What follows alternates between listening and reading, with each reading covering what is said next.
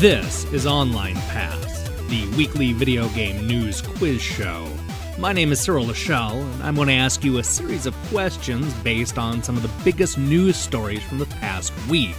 It's your job to answer each question correctly, so grab a piece of paper and a number 2 pencil, because this is a test.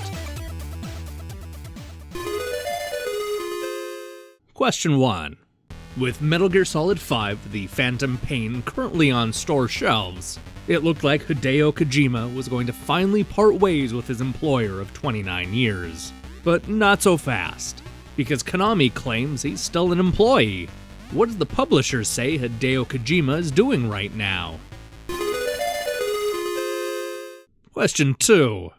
While I was hard at work earning gold stars in Rock Band 4, Harmonix has been caught handing out their own 5-star ratings. What retailer did Harmonix employees flood with biased user reviews?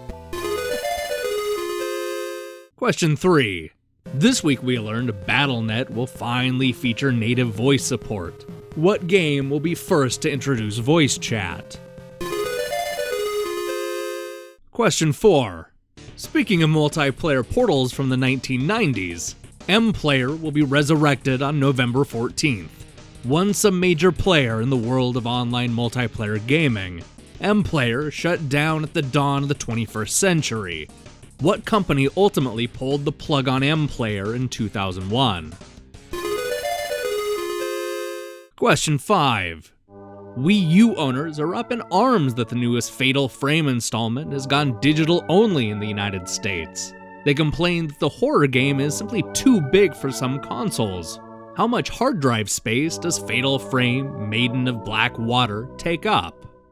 And now the throwback round, where I pull questions from classic game magazines. Brace yourself, the next corner's rough.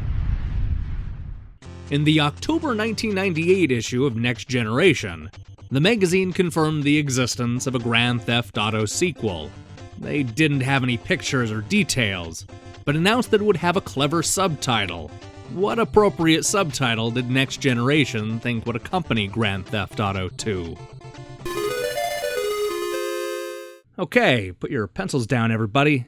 The quiz is over. Let's see how you did.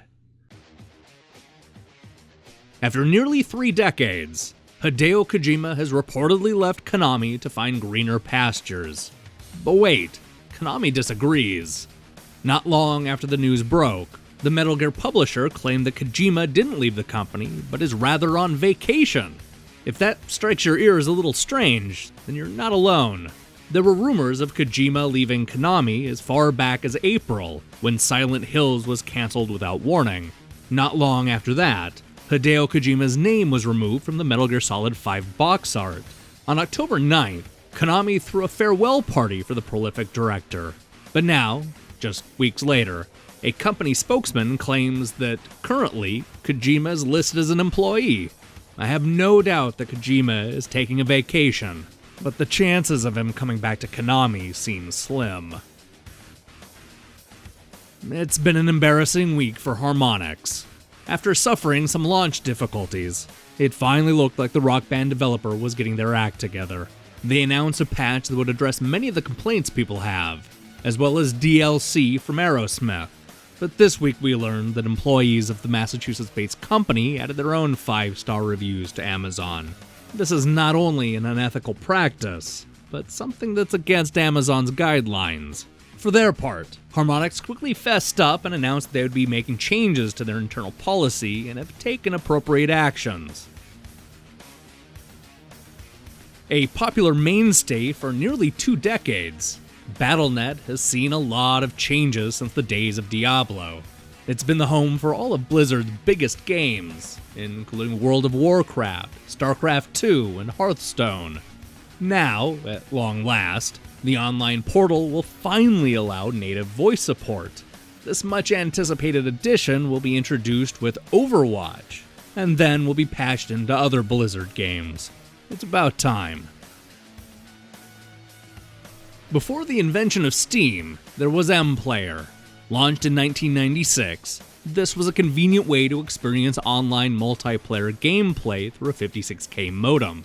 The service was a free, ad-supported online community that offered 100 free games to play. At its peak, MPlayer hosted up to 20 million visitors a month. Unfortunately, the ad revenue approach didn't work, and MPlayer was eventually sold to GameSpy, which took it offline in 2001. I'm curious to see what this new MPlayer will offer that we don't already get from Steam. When the Wii U launched in 2012, Nintendo gave consumers the option to buy an 8 or 32 gig hard drive. This didn't seem like enough at the time, but most of the eShop exclusives were small in size. This is no longer the case, thanks to the digital-only release of Fatal Frame: Maiden of Black Water. When everything is said and done, this brand new horror game takes up a whopping 15 gigs, which is literally half the space of the Wii U's biggest hard drive.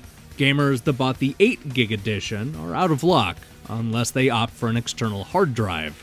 All this could have been avoided if Nintendo released a physical version of the newest Fatal Frame. For a series that has sold 200 million units, you sure don't hear much about Grand Theft Auto 2.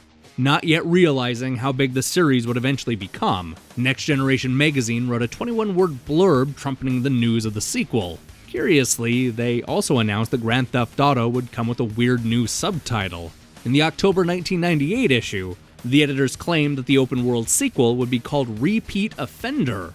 Apparently Rockstar had second thoughts, because the game hit store shelves with no subtitle. It was simply called Grand Theft Auto 2. Hey, thanks for taking the quiz. How'd you do? Let me know in the comments below, and don't forget to share this with your friends. Who knows? Maybe you'll know more about video game news than they do. Trust me, there's nothing more satisfying than rubbing your superior knowledge in their face. People love that. Anyway, we have a strong week lined up. Look for Nintendo Power's Top 10 Games of 1991 on Tuesday, as well as a horror-themed roundtable interview on Friday. We also have some games to review, but we'll be talking about those soon enough. In the meantime, you should click the subscribe button and support what we're doing here. Until then.